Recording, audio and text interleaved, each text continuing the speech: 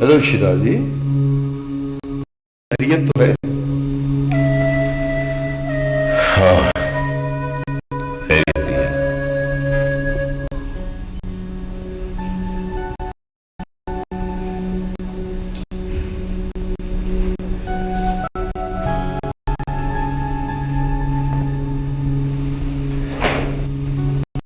इतने खामोश क्यों?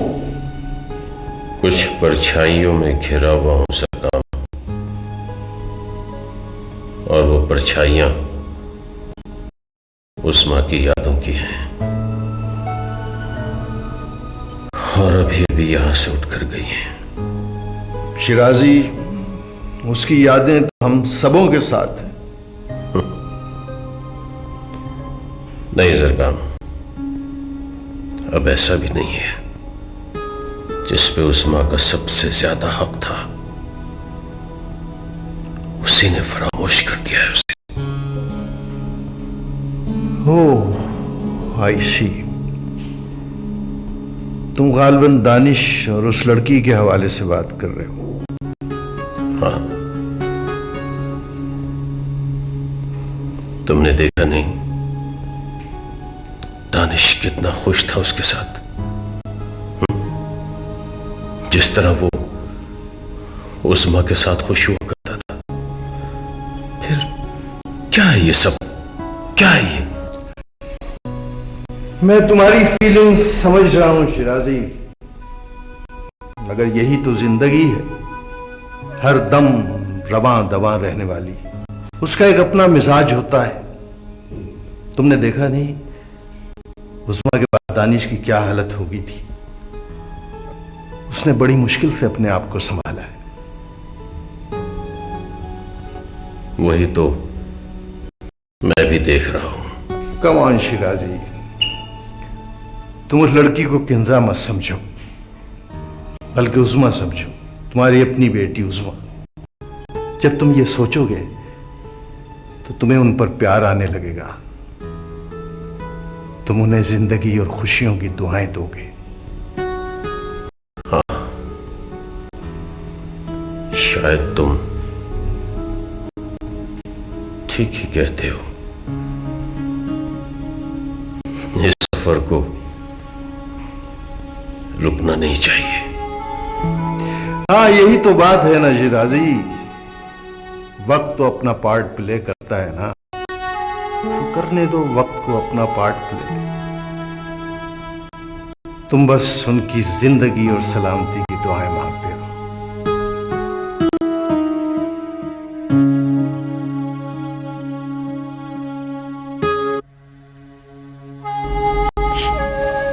शुमाइल,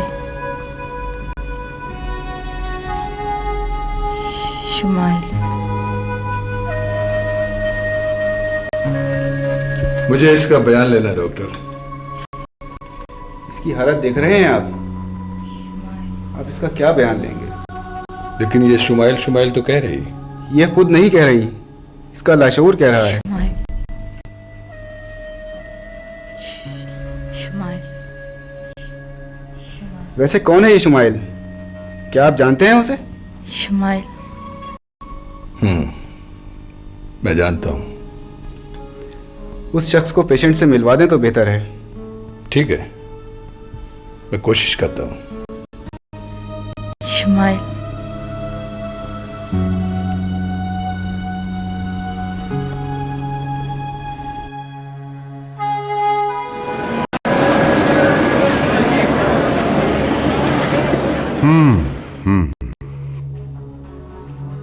ठीक है। और वो आसिफ का क्या हुआ? हमारे आदमियों ने प्लानिंग कर ली है सर। क्या प्लान किया है? सर, आसिफ की गाड़ी पे हमला करके उसे मार दिया जाएगा। हाँ, उसकी मौत हमारी जिंदगी के लिए बहुत जरूरी है। उसे हर हाल में मर जाना चाहिए। वैसे अभी तक उसने जुबान नहीं खोली है। नहीं नहीं नहीं, कोई भरोसा नहीं, और कोई भरोसा किया भी नहीं जा सकता, इसलिए कि अब वो हमारा वफादार नहीं है और हमारे अंदर की बातें बता भी सकता है। फिर उस लड़की के बारे में आपने क्या सोचा? कमल, जो सोचा है वो सोच के बहुत दुख होता है।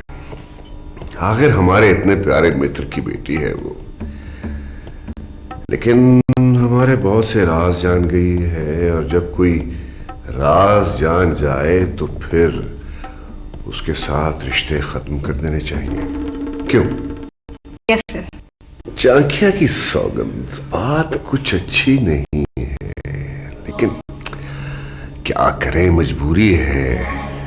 मजबूरन उस बेचारी को मौत की आगोश में पहुंचाना होगा। वैसे भी आसिफ की गिरफ्तारी के बाद अब उसकी कोई जरूरत ही नहीं रही। सर कभी कभी हमें कितने बेरहम फैसले करने पड़ते हैं। हाँ, देखो ना कैसे बेरहम फैसले करने पड़ते हैं। लेकिन अगर ये बेरहम फैसले न किए जाएं ना सुषमा, तो फिर खुद पे रहम आने लगता है।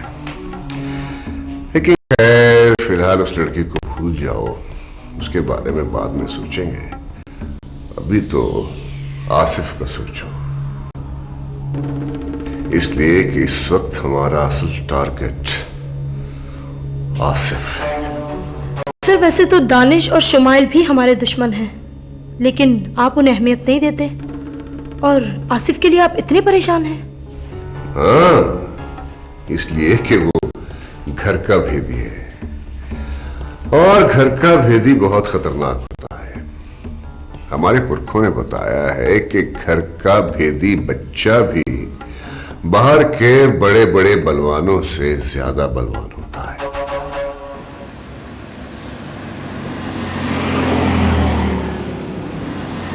अंकल ये किंजा है, आपसे मिलने के लिए आई है। अच्छा, मगर क्यों? अंकल मैं बताती हूँ आपको, जब से मैंने आपको पहली बार देखा है मुझे ऐसा लगता है जैसे मेरा बाप मेरे सामने मौजूद हो। अच्छा, मगर तुम्हारे वाले साहब कहाँ हैं? उनका इंतकाल हो चुका है uncle. Oh, I am sorry. इसीलिए तो आपको देखकर मेरे अंदर प्यार और शफकत का खलापुर होता हुआ महसूस होने लगा। ऐसा लगता है जैसे कहीं से ताकत सी आ गई है। एहसास हुआ जैसे कि किसी के प्यार का साया हो मेरे सर पर। अंकल किंजा बहुत अच्छी लड़की है। दानिश, मेरा ख्याल है तुम्हें सिफारिश की जरूरत नहीं है। ये वाकई बहुत अच्छी लड़की है, बिल्कुल मेरी उस्मा की तरह। Thank you uncle. अंकल नहीं, पापा को। पापा?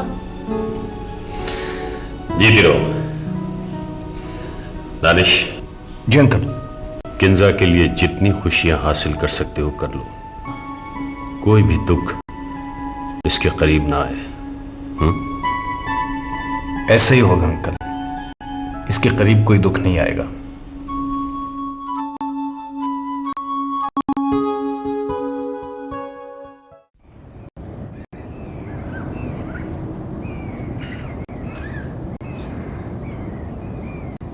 आप ये लीजिए ना।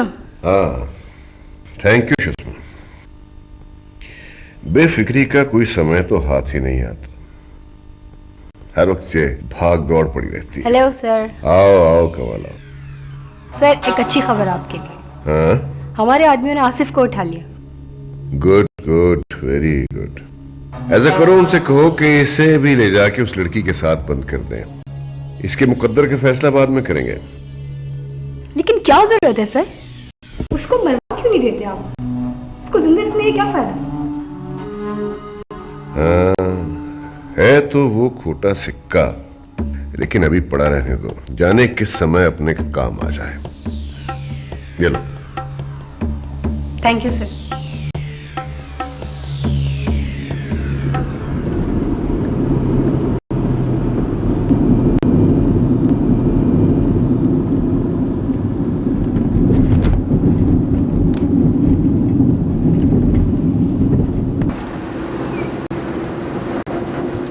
मिस्टर शुमाइल, मैं तुमसे बात करना चाहता हूँ। ओह, क्या बात है चीफ? क्या मुझे अरेस्ट करने का इरादा है?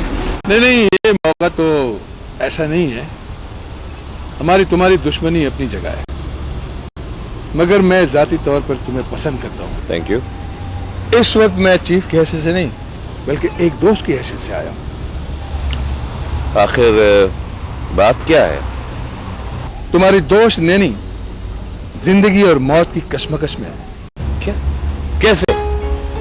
क्या हुआ उसे? मिस्टर शुमाइल, मैं इस वक्त तुम्हें कुछ नहीं बता सकता कि यह सब कुछ कैसे हुआ, क्यों हुआ। तुम सिर्फ फौरन जोइथ हॉस्पिटल पहुंचो और मैं थोड़ी देर बाद पहुंचूंगा। ओह गॉड, ये तो। हौसला रखो शुमाइल, वो बहुत बहादुर लड़की थी। तुम्हारे लिए उसने जान की कुर्बानी दे दी।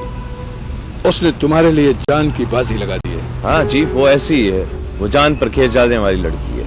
और वो जान पर खेल गई। कम ऑन, तुम फौरन हॉस्पिटल पहुंचो।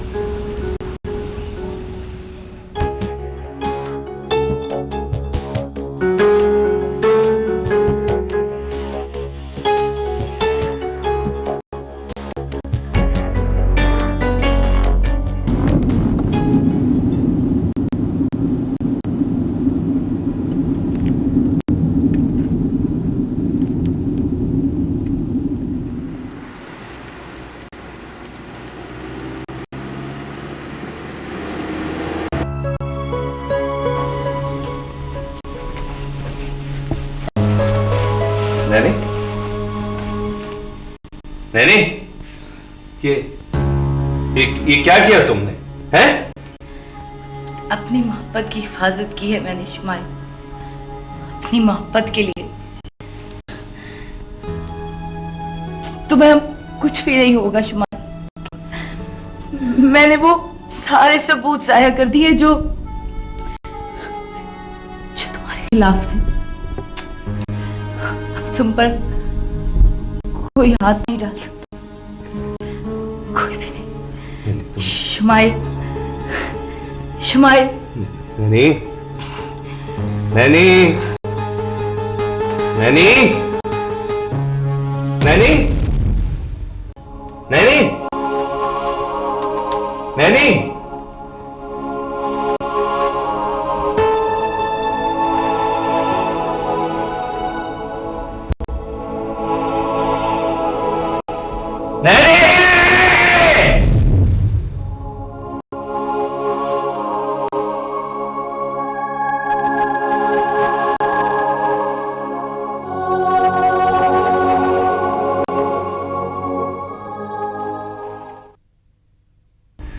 तो आखिर नैनी भी चली गई।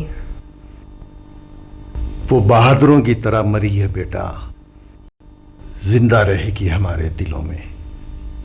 क्या फायदा है ऐसी जिंदगी का बाबा? ये सेटअप और कितने लोगों की जान लेगी?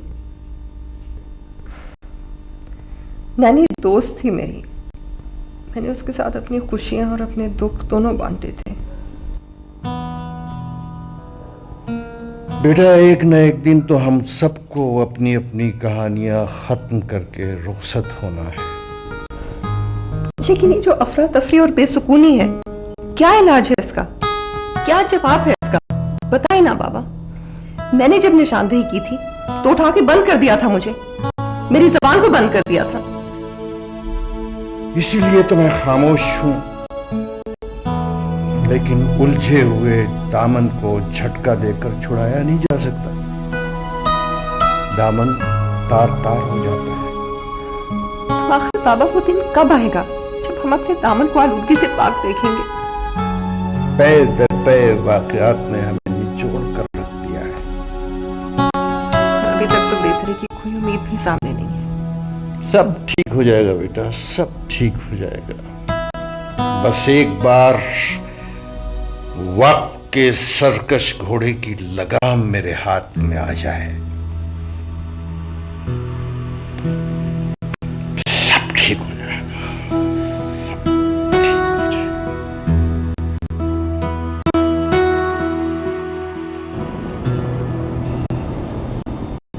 मुझे अफसोस है शुमैल, इसकी मौत का सबब मैं बनाऊं। मौत तो उसका मुकद्दर थी चीफ, तुमने तो अपना फर्ज अदा किया है। कुछ भी हो, मरने वाली एक दिलेर लड़की थी। सिर्फ दिलेर ही नहीं चीफ, ऐसी वफाशार और मोहब्बत करने वाली के जिसका आज के दौर में तस्वुर भी महाल है। मुझे अंदाजा है उसने सिर्फ तुम्हारी वजह से अपनी जिंदगी की कुर्बानी दी।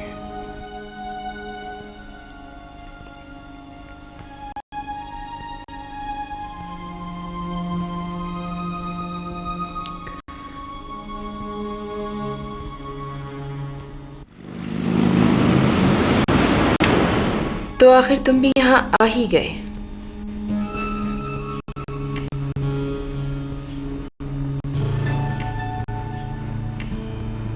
अरमीन, हम सिर्फ ये चाहता है कि तुम किसी भी तरीके से इधर से बाहिफाजत निकल जाए।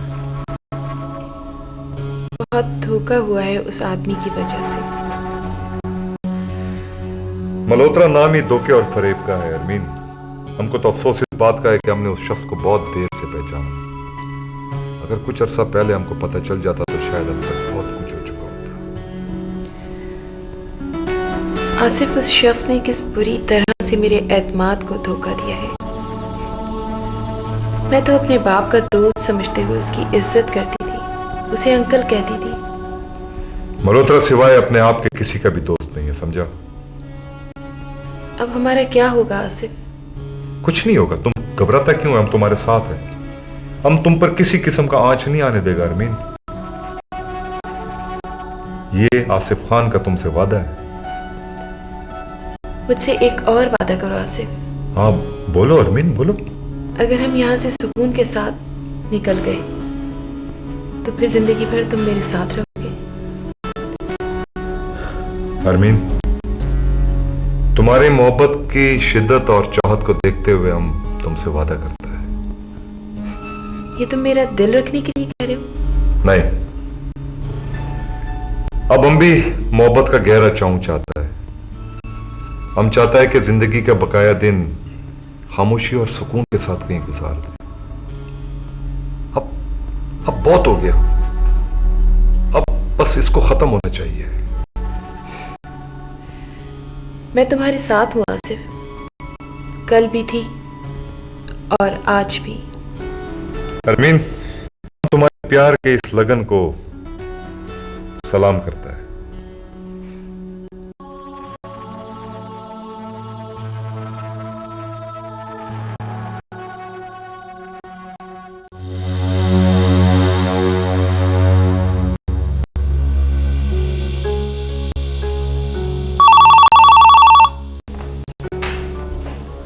हेलो जी, मैं तारिक बोल रहा हूं। हाँ तारिक, कैसे हो तुम? मैं तो ठीक हूं चीफ, लेकिन वो सिलसिले अब तक जारी है। एक हादसे के बाद दूसरा सामने आ जाता है। शायद तुम्हें यह नहीं मालूम कि वो सारे सबूत मेरे हाथ से निकल गए। क्या? ये कैसे हो सकता है? दरअसल बात यह है तारिक के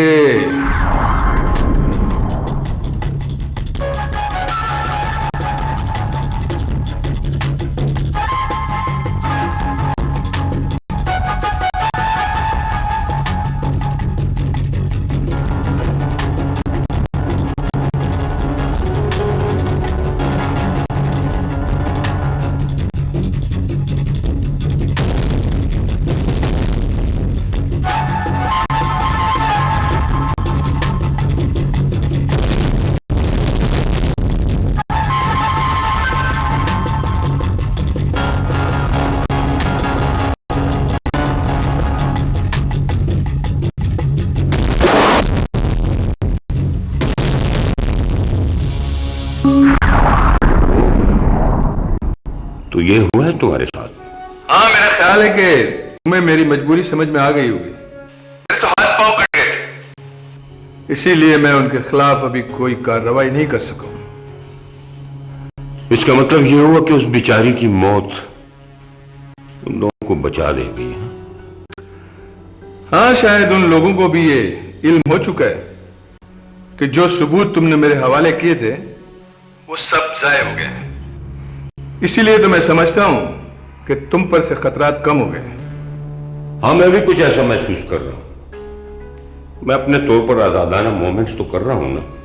ठीक है, अगर कोई गैर मामूली बात हो तो मुझे जरूर इन्फॉर्म करना।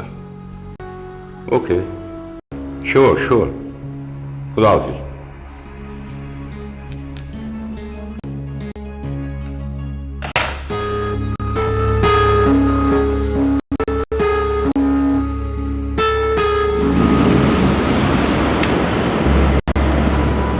हाँ ठीक है, सुन लिया है मैंने। बस जो कुछ हो रहा है तुम उस पर नजर रखो।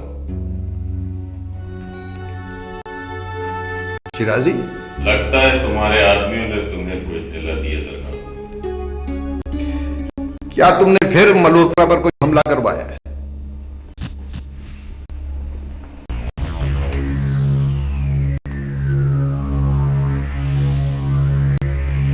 मुझे कुछ ना कुछ तो करना ही है सरकार। ये कैसा काम है शिराजी, ये कैसा काम है जिससे तुम्हारी अपनी सलामती खतरे में है?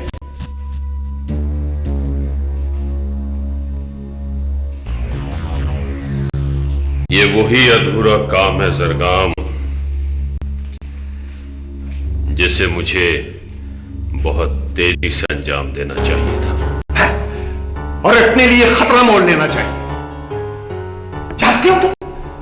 जानते हो पुलिस चीफ की वजह से हमें कितना मोहतात होना चाहिए? देखो जरगाम, अगर तुम मेरी वजह से परेशान हो तो मैं इसी वक्त यहां से जाने के लिए तैयार हूं। क्या बच्चों जैसी बातें कर रहे हो शिराजी? तुम्हारे यहां से चले जाने से हालात में कोई तब्दीली नहीं आएगी। इस तरह कम से कम ये तो होगा जरगाम कि तुम पर कोई आंच नहीं आएगी। फिर वही बात शिराजी। अरे भाई, मुझे अपने दामन तक पहुंचती हुई आग पर काबू पाना आता है। मैं तो ये चाहता हूं तुम पर कोई आंच ना आए। जब दश्ते खार में कदम रख दिया है जरगाम तो फिर खारों से क्या डरना। उन्हें अपना काम करने दो, हमें अपना काम करना है। यार तुम हमेशा मजाक करते हो शिराजी। ये तो है जरगाम। लेकिन तुम देख लेना कि मेरी यही जिद उसको उसके अंजाम तक पहुंचा देगी। ओहो यार,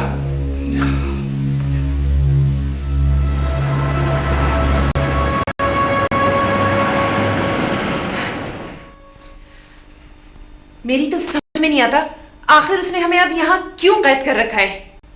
वो शख्स हम लोगों से कोई फायदा उठाना चाहता है, मगर हमारे समझ में नहीं आता कैसा फायदा। चलो मेरे साथ। किधर? बकवास करेंगे नहीं। चलो बीबी, चलो चलो। अच्छा चलो। तुम जाओ अरमीन पहले। नहीं चलो। आसिफ नहीं, निकल जाओ। ओह माय गॉड, छोड़ दो आसिफ, छोड़ दो आसिफ, मैं तुम्हारे बगैर नहीं जा सकती। अरमीन तुम निकल जाओ फौरन, प्लीज। अरमीन तुम निकल जाओ। आसिफ छोड़ दो इसको, आसिफ जल्दी करो। मैं तुम्हारे बगैर नहीं जाऊंगी। आसिफ छोड़ दो इसको। मैं इसको छोड़ नहीं सकता, इसको मार कराएगा। तुम जाओ, जल्दी करो। छोड़ नहीं सकता, इसको मार कराएगा। जाओ प्लीज। आसिफ, आसिफ।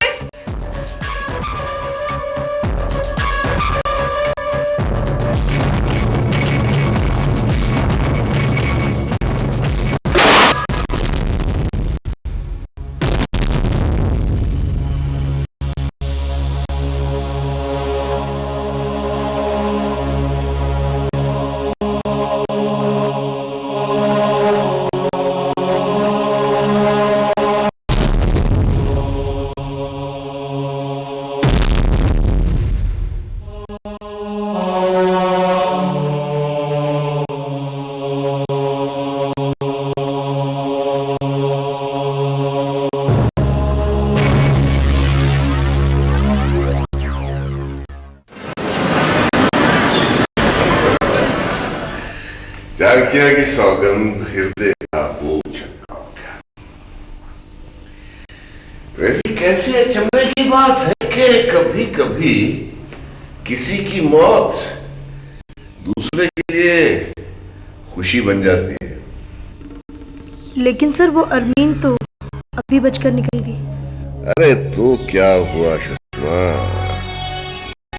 इसकी इम्पोर्टेंस तो सिर्फ आसिफ ही की वजह से थी। फिर भी ये बता सकती है कि वो इतने दिनों किसकी कैद में रही है? कमल कमल कम ऑन, आज कैसे बुज़दिलों जैसी बातें कर रही है। लेकिन सर, दुश्मनों की तादाद अब भी बहुत ज्यादा है। अरे कोई बात नहीं कमल, धीरे धीरे सब कम होते चले जाएंगे।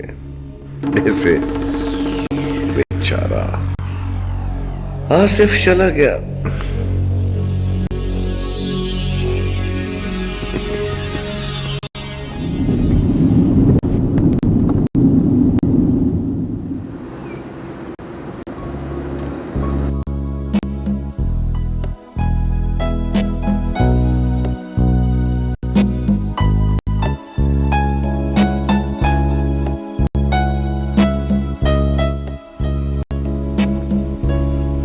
हाय Danish. Hi. Shumail, how are you? कैसे हो? आई एम फाइन, मगर तुम्हें देखकर बड़ी खुशी सी हो रही है मुझे। किस बात की खुशी? यही कि तुम पहले से बहुत बेहतर लग रहे हो और बड़े अरसे बाद तुमने जिंदगी की तरफ लौटना शुरू कर दिया। हाँ शुमाइल, ये जिंदगी की तरफ लौटने की जो खुशी है, मेरा ख्याल है ये एक लड़की की वजह से।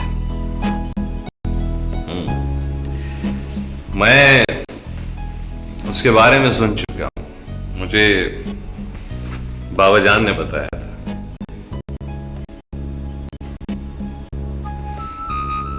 किंजा नाम है उसका। बाबा तुम्हारी इस तब्दीली से बहुत खुश हूं और बहुत मुतमईन नजर आ रहे हैं। मेरा ख्याल है कि मैंने किंजा की तरफ उन्हीं के लिए कदम बढ़ाए, वरना मेरे अंदर तो टूट फूट और तोड़ सिलसिला जारी है। सब ठीक हो जाएगा दानिश, एक दिन सब ठीक हो जाएगा। बस इंपॉर्टेंट ये है कि तुम अपने आप को संभाले रखो, क्योंकि बाबा की तमाम खुशियां वो तुम्हारे दम से हैं। एक एक करके सारे चिराग गुल होते चले जा रहे हैं। हाँ, मगर इतना तो है कि इन चिरागों की रोशनी हमारे साथ साथ है। खैर, तुम सुनाओ, सारा और बच्ची कैसे हैं? हाँ, वो दोनों ठीक हैं। यार, हम भी कहां चले आए जहां रिश्तों की सानवी हैसियत हो गई है। हम उसे खुलूस भरी नजरों से भी नहीं देख पाए और वक्त भी नहीं दे सकते। हाँ, हमें वक्त देते थे, हमें दुआएं देते थे, अब वो हमारे दरमियान नहीं रहे। This is life. तुम मुझे किंजा से जरूर मिलवाना। हाँ हाँ जरूर, क्यों नहीं। तुम उससे मिलके बहुत खुश हो गए।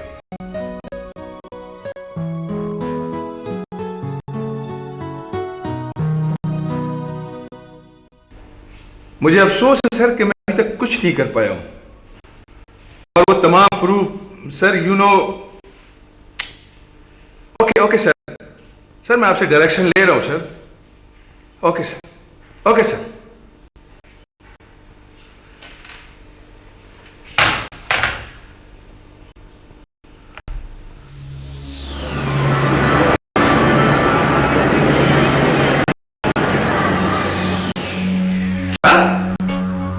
हमारा फिर नुकसान हो गया। ये हरकत शिराजी के बंदों के अलावा और किसी की नहीं हो सकती। तुम लोग वही करो, मैं राब्ता करता हूं। कमल जी सर। अपने बंदों से कहो कि इस वक्त अभी जरगाम का जो कोई करीबी भी उन्हें नजर आए उसे फर्ज तौर पे उड़ा दे। और सुनो, तुम किसी तरह उनके सामने ना आना, अपना बहुत ख्याल रखना। चलो बेस्ट। Thank you sir.